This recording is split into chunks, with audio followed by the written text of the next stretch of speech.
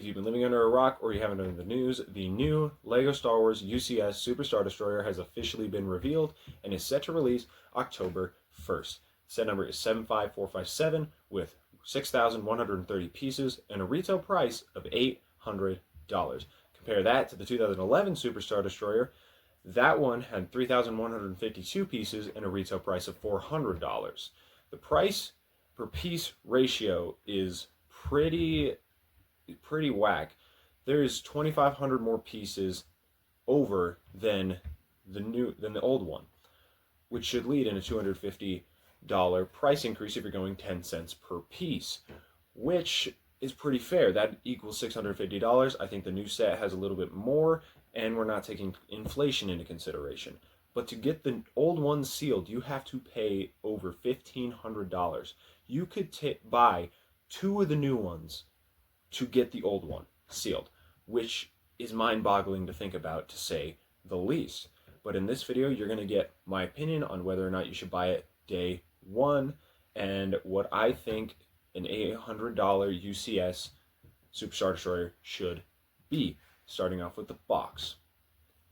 It doesn't look good.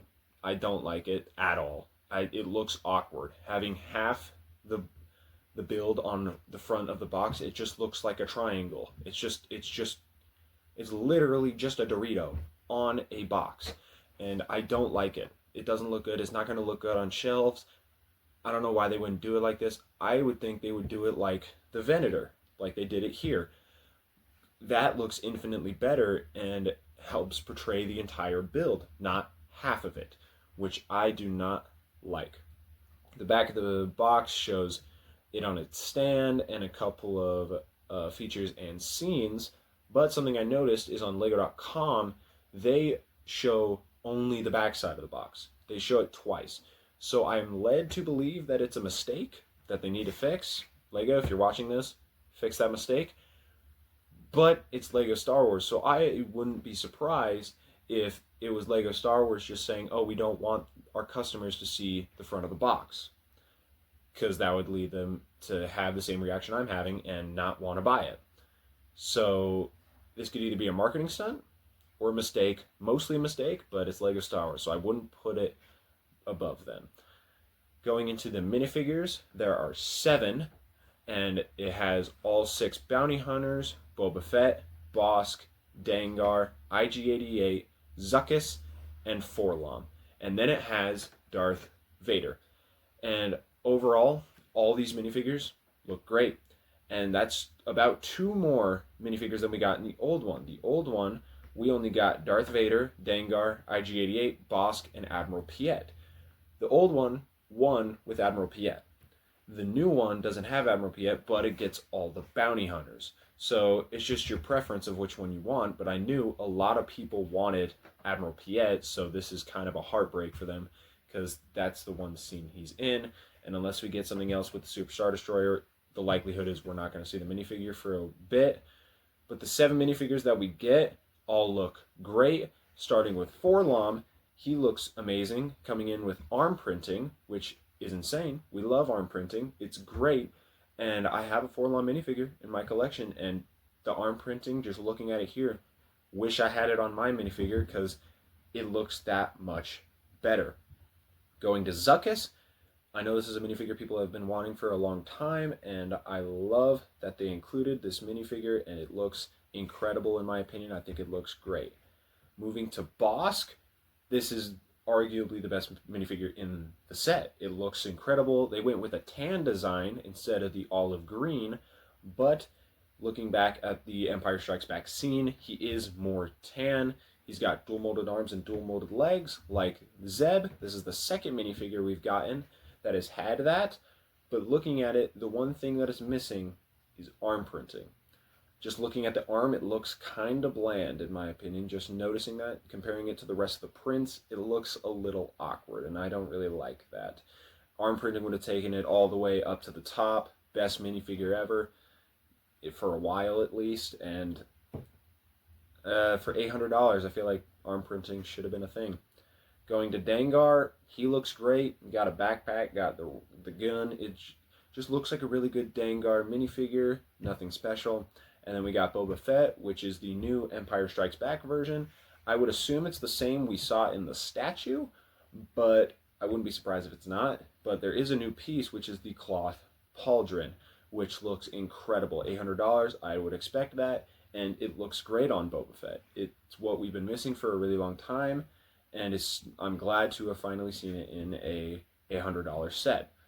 And then we got IG-88 rocking the new helmet head mold, which looks incredible. I love the way it looks. The new head mold looks amazing, and I can't wait to see more IG droids get this head mold. And then we got probably the worst minifigure in this set, and that is Darth Vader. It is the same Darth Vader we've gotten for years, and I don't know why, but they haven't changed it. Why have they not changed it? I don't know. I just don't know. Going into the build, we're going to start with the mini build, which is a Star Destroyer, and I personally love the look of this Star Destroyer. I wish it was a little more like angled, as a typical Star Destroyer is, but it is quite a little flat. But it does look really good. I love the design. I think they did a good job with the mini Star Destroyer, and funny enough, they put it on a separate stand instead of on the build, which is what you would normally get for a bigger UCS set. You would attach it to the build. They have it on the mini size Super Star Destroyer, where they have the mini Star Destroyers on the build, which is what I would have expected, but honestly, that's kind of nice. You could keep it as a little display piece on a desk.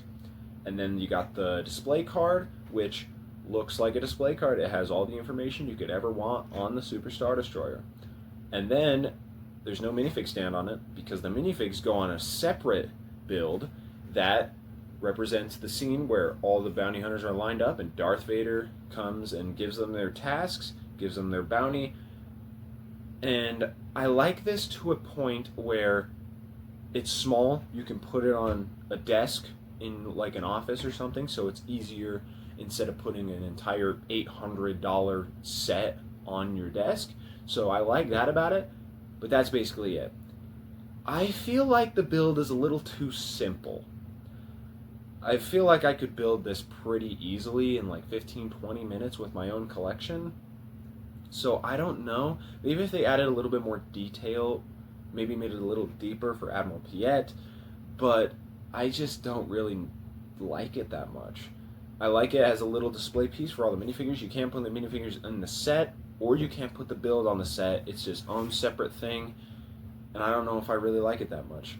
That's probably going to be my downside in the set. But going into the set, I think it looks incredible, except for one minor thing. It might just be the pictures on Lego.com, but it looks really thin. Awkwardly thin. I don't know if that's just pictures or something, but it looks really, really thin on Lego.com, and I don't like that. I don't really like it. It doesn't look good on the front view when it's really thin, but just looking at it from an angle, it looks incredible. I love it. Going close, you can see a lot of inverted pieces to add all kinds of different detail, which I absolutely love. It's a new way to build a 100 Superstar Destroyer, and I like it. It looks really good. The underside is also flipped. The engines don't look like they've changed that much, but like it still looks good, and even the underside looks incredible. Like if you put it on a shelf and you have to look up at it and it's there and you can see the underside, you wouldn't be mad about it because the underside is so perfectly tiled off. There's still a little detail to show the Superstar Destroyer, which is incredible. I love that about it, and I think they should do that for a lot of the big ships that they do, that they make the underside at least a little nice so that it's not an eyesore to look at if you're looking up at the set. It's on a basic display stand, but it has 3 legs. There's not a lot of things out ship-wise for the UCS that have 3 legs, which is kind of nice. But that's basically it about the set. I can't really give you a proper rating because I don't have the set. I can't review it. I'm torn between getting it day one. I'm kind of in a money crunch right now, so reviews may be a little bit more slow. But You also, with this set, can get a GWP if you buy it, I think, 10 days after the set comes out, and that is Darth Vader's lightsaber. And if you're a lightsaber guy, like me, I think it looks great. It'll add value to the set. It can help you feel like you're getting your money back. And if you don't like the saber, you can buy it and then sell it later for like 150, 200 bucks on the secondary market after it is no longer available for Lego to give out, which I think is great. And personally, if I get this set, I'm going to keep it. But if you are one that doesn't like the saber collection, you can just sell it. And yippee-ki-yay, we all go home happy. Somebody gets a nice Darth Vader's GWP, and you get $150 back, and you're only paying $650, $600 for this set. Basically perfect price per piece ratio, not including minifigures or anything extra. But that's basically it for my opinions on the Super Star Destroyer. If you liked this video and want to see more things like this, talking about the new sets that are coming out, drop a like down below, subscribe. And I got most of my info from M&R Productions and Solid Brick Studios. I watched these two videos, and they kind of helped me get a lot of information so I can make this video. But thank you so much for watching, and I'll see y'all on the next one.